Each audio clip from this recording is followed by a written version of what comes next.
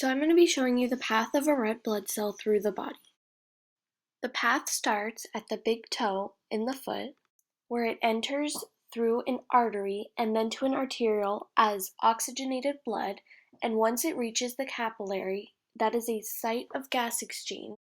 and then the oxygen is delivered into the cell and leaves as deoxygenated blood through first the venule, then the vein. Then the deoxygenated blood enters the heart from the big toe through the inferior vena cava or through the upper body through the superior vena cava. From here, the deoxygenated blood enters the first chamber of the heart, which is the right atrium.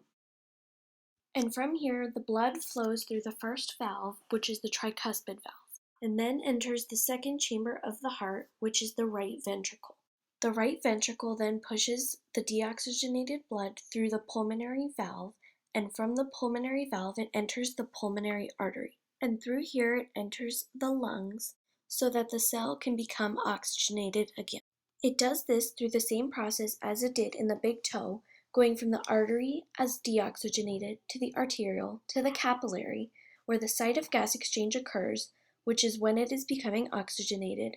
then as oxygenated blood through the venule to the vein, and then back into the heart through the pulmonary vein.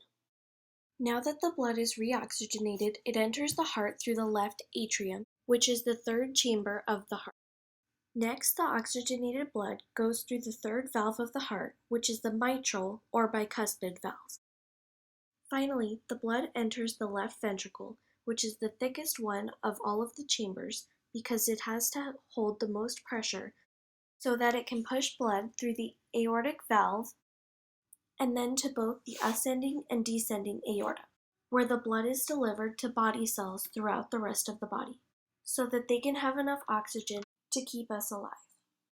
All day, every day, this is what the heart does to keep our whole body alive and well.